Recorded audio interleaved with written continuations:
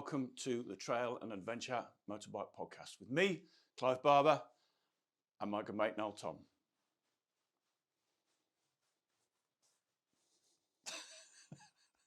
So today we're in Noel's Honda Museum. Is that what you call it, your Honda Museum? You call it a Honda Museum. I don't know why you call it a museum. It's full of Hondas, that's for sure. Okay, it's a museum. So today we're going to talk through Noel's history of motorcycling and actually look through his motorbikes and why he's got them. So should we start with your oldest bike? Let's do that. Go on, tell people about this one. This is a 1987 Honda XL600. Might be an LM, I'm not sure about that. But like all my bikes, I ended up buying this by accident, kind of. So I saw one on eBay, trawling eBay one night, ummed and ahed over it for a weekend. By the Monday, got in touch with the guy and it had gone. So I was, damn. So I joined a Facebook group for Honda XLs, and within 3 days, this came up for sale. But the guy was in France. Now I assumed that he was in northern France. So I got into a conversation with him, agreed on the bike, on the price, then said, where are you? And he said, Béziers, which is southeastern France, about as far away from me as you could possibly get. So then I realized I had a good friend who lived half an hour away in France. So I got him to go around and pick it up. And he put it in his garage for 6 months. And I flew down in the spring and rode it back across the Pyrenees, came back on the ferry from Spain and got it home. And it got home with no issues whatsoever. I changed the oil on it when I picked it up, which I probably didn't need to. But then just rode it the whole way back. And has it been out of the garage since then? A few times. But it's become this unsellable thing, because now it's the bike that I bought in the south of France and rode back. But quite hard to get hold of now, so I'm going to probably hang on to it. It is probably your coolest bike. It is, but again, like all old stuff, horrible to ride. So it's the same engine pretty much as the other bike that we'll come on to, the XR, but the engine's totally different. Has this one got a history of racing, or is it just a... This particular one? Well, it came out of a whole, they made the R80 for the Paris-Dakar, and then this kind of copied it. So it was kind of, they did race them, but they obviously raised them and changed suspension on them. But it was built as a Dakar bike. So this is the bike that you probably ride most frequently, I guess, these days, and it's another one of your bargain purchases, right? It's another accidental purchase, I'd call it. So I used to have a 250 Rally. I don't know if you remember that bike, didn't you once? No, that's another story. So I used to have a 250 Rally, which I did love. It was a great bike and it was great for travelling on, but it just felt like there was too much on it. And then a neighbour of Greg's, Greg Villalobos, have you heard of him? No. Neighbour of his was selling this bike, and it was a really high mileage. I think it had done about 32,000 bike, and he was selling it for a bargain, irresistible price. So I went up and bought it. There I had loads of rubbish on it, and I could see beneath all the rubbish there was probably a really nice bike. It already had this service tank on it. It had some lovely bark busters on it. So I brought it home, took all the rubbish off it that had been attached to it, bought a whole new plastics kit from Biker Bits, which was an absolute bargain. So you could get the whole thing for not very much money. Put the nice suspension that had been on my Rally on it, and just put all the nice bits that I had from this Rally onto it and transformed it into this. So it looks totally different when I bought it. And I really like the white. Andy Scutt had done a 500 conversion to one of these. I was kind of copying his bike, apart from putting the 500 engine in it, because it was sold to the Asian market as a white bike, which I prefer to the red bike. And it's become, like I say, my most used trail bike really, because it's good for everything. So now if somebody says, come to France or Spain, probably take this, because you know it's going to start every time. It's coming. This has died. Is it? Yeah. That's the first time. Press that button. So how many miles has it got on it now? Probably about 40 something, Wow. Which is considered high. That's why it's always my first question when you speak to someone who's been around the world on one. How many miles has it done? But I think it probably will run. Of all the work I've done to it, I haven't touched the engine at all. Put new oil in it, and if the engine goes, I'll just buy another engine and stick that in it. So where has it been? It's been to France and Spain several times. So this red Honda, nobody knows what it is. is probably the bike that you've had for the longest and the bike that I most associate with you. So let's, for once and for all, find out what it is. It's a 2000 and something XR650L. This, after the Honda Cub, is the longest running production bike from Honda. I think they've been making it since 92, 93. And they have made 0 changes to it, except in the last year they've started making it in white. Isn't that amazing? Because it's so good, they don't need to change it. So you can still buy it in Australia and the US? In America, yeah. I'm not sure where else, but I think they're the main markets for it. California seems to be the main market for it. Believe it or not, I bought this bike by accident. I do believe it. Because I've always wanted an XR500. And when I was shopping for XR500s one night, I saw that you could get an electric start conversion for an XR500. So I must have put into Google Honda XR. Before I could finish typing, it suggested XR650L. I thought, what? Never heard of an XR650L. Then went straight to eBay, and there was one for sale in Bolton, but it was stolen, recovered, and looked a bit shabby. But the next day, I was in Bolton buying an XR650L. So this was 2009, and I've just had it ever since. I kind of bought it because I was trying to keep up with you, because you had a fancy KTM, and I had a little old DR200, and I couldn't keep up with you, so I needed something bigger. But I've just had it forever, really, it seems. Is it an import? It is. There's only about, last time I looked, there was about 40 something in the country. But it's, of all the bikes I've got, it's the one that I still get off and still kind of shake a bit, because it's still quite an exhilarating bike to ride. Everybody does these mods to it where they rejet it, and it comes with a smog kit that really restricts it. So it's had all these modifications done to it that have really made it into quite a beefy bike, really. So it's quite an exhilarating ride. But you had it up for sale recently. I had a crisis of confidence, like Tom Cruise. I had a crisis of confidence. Every film he's done. Okay, fair enough. And so then I did try and sell it. You tried to talk me out of it. You were absolutely right. Nobody did bite my hand off for it. I gave the world an opportunity to buy it, and they didn't grasp it. So I'm going to probably keep it and do one more trip on it, and then probably keep it a bit longer. Yeah, I really thought there'd be more. It was viewed, that advert was viewed 5,000 times. Wow. Quite something, isn't it? Yeah. It was just too much money though, wasn't it? It was just money, yeah. Ridiculous.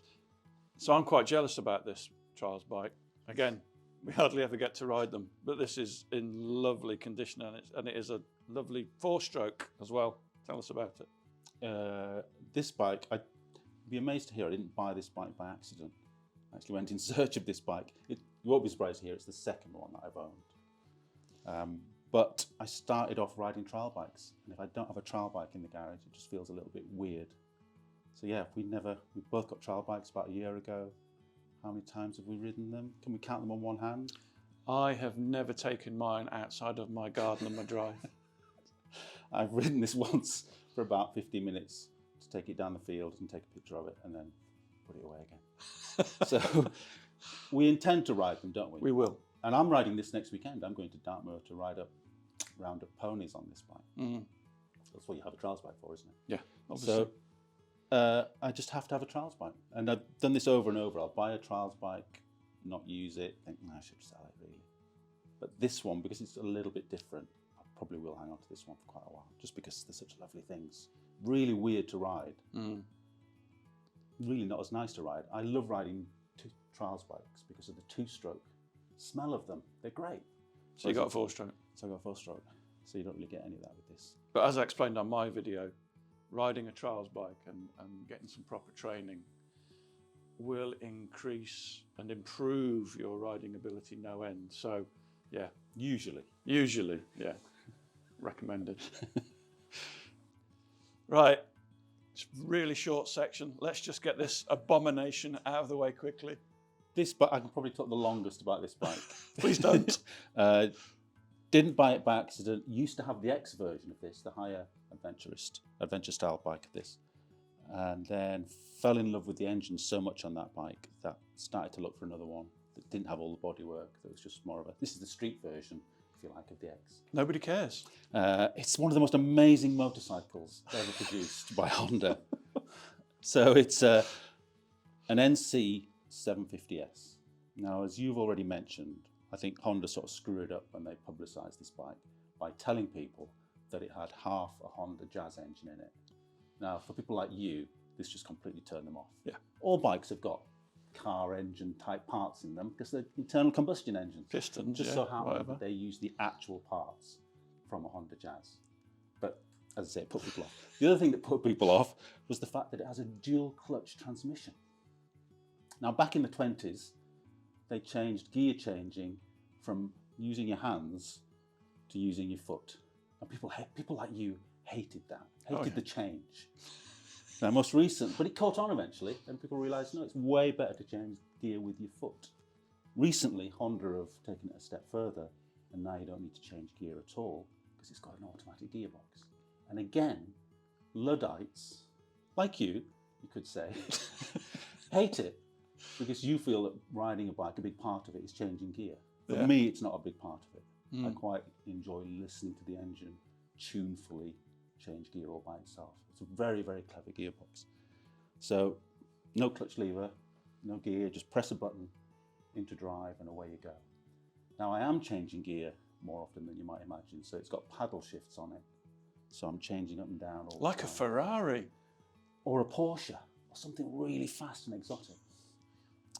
So it's a really great bike to travel on because you're not doing that thousands of times. You're just riding your bike and coming out of hairpins. All it does is accelerate. There's no sort of lurch or pause. Even as good as you are at changing gear, there'll always be a little bit of lag. So it's just eternally accelerating forward. So when you get back to the old people's home, you can just flip this up. Put your helmet in there, can't you? Like you do on all scooters. So it's got this little compartment here for large bags of Maltesers. You can charge your phone in it. Tank lives under here. It's just a very easy, lovely bike to live with. Best of all, and you will love this, it does about 80 to 90 to the gallon. So this, let me get this straight, this is a BMW GS? That's right, yeah. Actually. Even the guy behind the camera knew what it was called. It is quite cool, this one. I didn't think we were including this one. Because, well, obviously it's not in the Honda Museum. You've not let it in the museum, that's why it has to be parked somewhere else, right? It's not in there purely because, not because it would clash and then fight, it's just too big to get in there.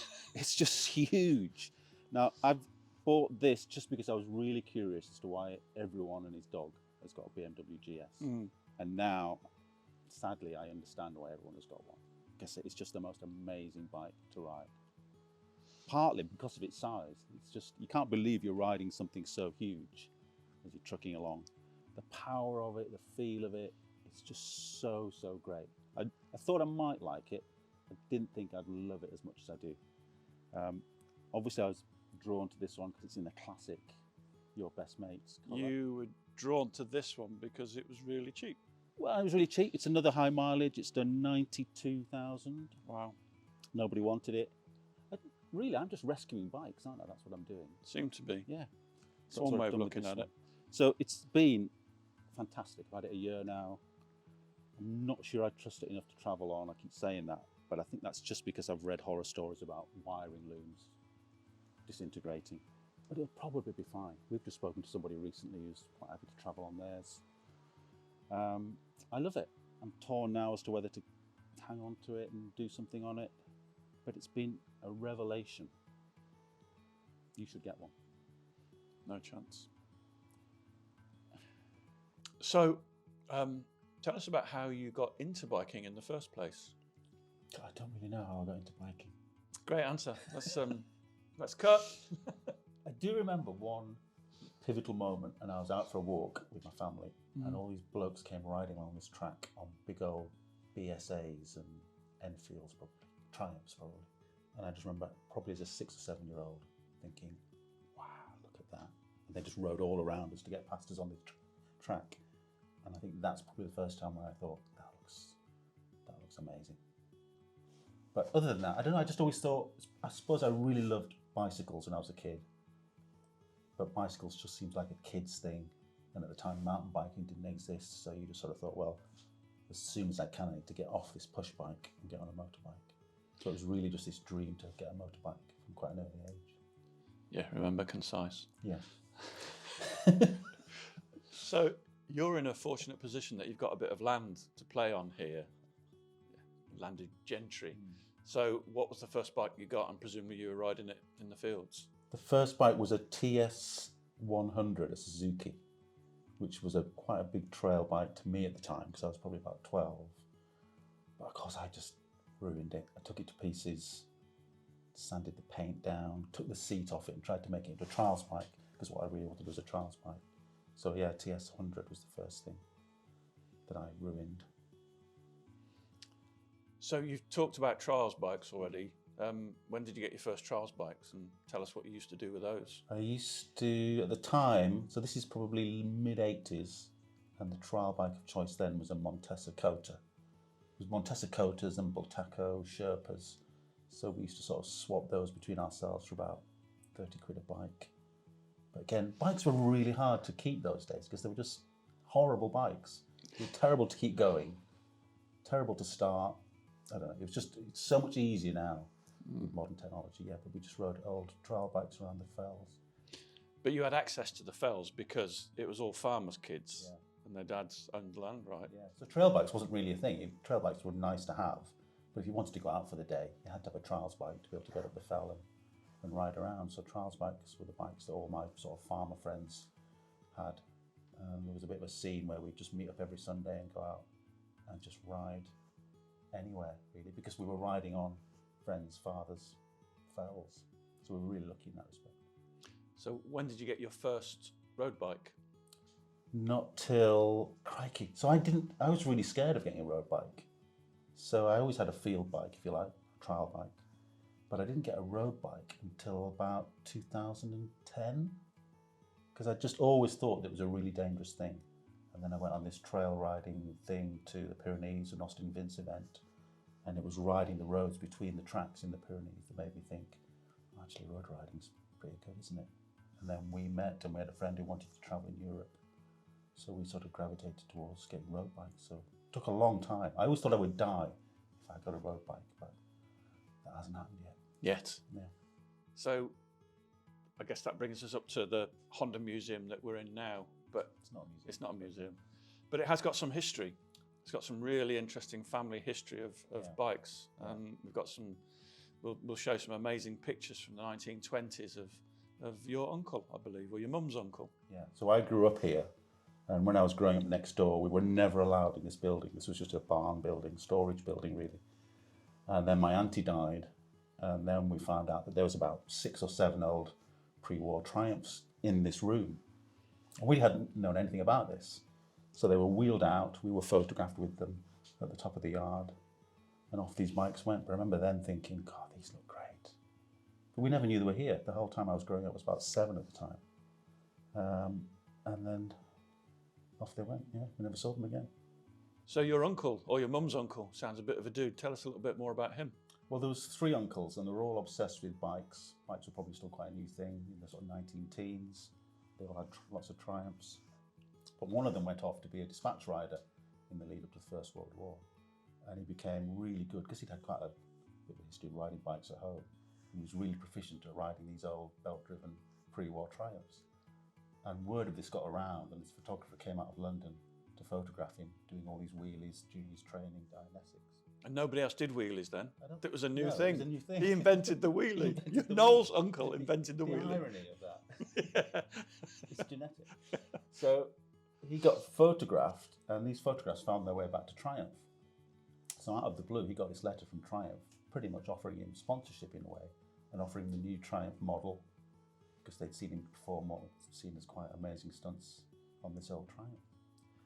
He then went on to die. He didn't die on a motorcycle. He died, became an RAF pilot, and died instructing. Somebody fell on the joystick and fainted whilst he was instructing, and this biplane just ploughed into the ground. So wow. It was aeroplanes that got him in the end. But yeah, Uncle Jonah's biking life started in here. Didn't look like this then, by the way. Right, so that's it. I hope you've enjoyed your trip to Noel's Honda Museum. Please like, subscribe and share to all your friends who think might enjoy the film. And if you've got a couple of bikes and some interesting stories to tell us, please get in touch. and we'll come and pay you a visit.